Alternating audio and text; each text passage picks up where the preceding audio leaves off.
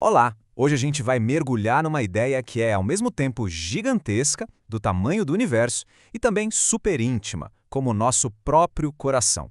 Vamos desvendar juntos o que significa o Verbo que se fez carne e por que essa ideia continua a transformar vidas até hoje. Para começar, vamos com uma pergunta que meio que expande a mente. E se a história de Jesus não começasse lá numa manjedoura, mas bem antes da própria criação do tempo? A análise de hoje nos convida a ver Jesus não só como uma figura histórica, mas como a própria força criativa por trás de absolutamente tudo. Esse verso aqui é a base de tudo. Pensa só, antes do tempo, da matéria, de qualquer coisa que a gente consiga nomear, já existia o Verbo, a palavra, a razão, o plano divino. E esse Verbo não era uma energia qualquer, impessoal. O texto é claro, ele era Deus, presente e ativo na criação de tudo que existe.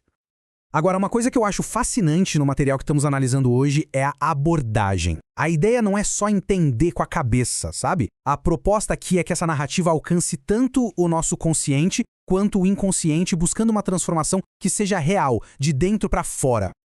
Então tá. Mas como esse ser eterno se conecta com a nossa história? A resposta, por incrível que pareça, pode estar escondida num lugar que muita gente ignora: as longas genealogias da Bíblia. A gente vai ver isso não como uma lista de nomes, mas como um verdadeiro mapa da fidelidade divina. Sabe aquelas listas de nomes que muitas vezes a gente pula na leitura? Cada nome ali representa uma história, com suas lutas e desafios. É uma narrativa super poderosa que mostra como um plano divino perfeito foi se desenrolando através de gerações de pessoas imperfeitas, como nós. Isso aqui ilustra perfeitamente o ponto principal. A história é construída com gente de verdade. Davi, um rei que cometeu adultério. Rabi, uma prostituta. Maria, uma jovem simples de uma cidade pequena. Deus parece que escolhe justamente o improvável para realizar o impossível. E esse mapa da fidelidade, que foi traçado por séculos, nos leva ao seu destino final. O fio da história, que passou por reis e pecadores, agora culmina no evento mais extraordinário de todos. Tenta imaginar a escala disso. O ser que projetou as galáxias, que conhece cada estrela pelo nome, que sustenta o universo inteiro com o poder da sua palavra. Esse ser decidiu se tornar humano. Esse é o clímax da história. O Verbo se fez carne. O infinito coube no finito. O Criador se tornou uma criatura, nascendo como um bebê vulnerável. É a maior e mais chocante virada de roteiro que se pode imaginar. E não foi só uma aparência, sabe? Ele não apenas assumiu uma forma humana, mas viveu a experiência humana por completo. Sentiu fome, sede, cansaço, alegria e tristeza. Ele se identificou totalmente com a nossa condição. Mas essa história incrível não ficou só no passado. A grande questão agora é como esse evento de 2000 anos atrás se conecta com o nosso mundo interior, hoje. Como que essa luz ilumina a nossa escuridão. O material que estamos analisando descreve isso como uma luz que brilha nas trevas. E essas trevas não são algo abstrato, lá fora.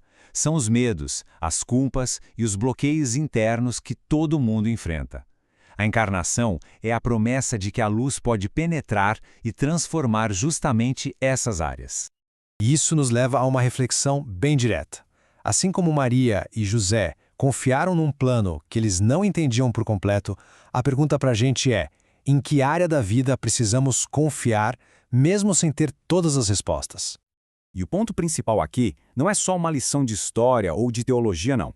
A questão é sobre uma mudança fundamental de identidade, algo que vai muito além da simples informação. O autor apresenta isso quase como um processo. Primeiro, entender que não se trata apenas de religião ou de seguir regras. Isso nos leva a uma transformação real, uma mudança de dentro para fora. O objetivo, uma identidade restaurada, um novo sentido de quem somos. E tudo isso é possível por uma graça que atravessa os séculos, nos alcançando exatamente onde estamos hoje. E isso nos leva à ideia talvez mais impactante de todas. A vinda de Jesus não foi um evento genérico para a humanidade. Foi um ato profundamente pessoal. Ele entrou na história de cada um para iluminar exatamente aqueles lugares que se tenta manter escondidos. E a gente termina com essa provocação. Se o Criador do universo se tornou humano e entrou na nossa história, como é que essa verdade pode, na prática, transformar as nossas áreas de escuridão em luz hoje? É uma pergunta que ecoa, convidando a gente a continuar essa reflexão.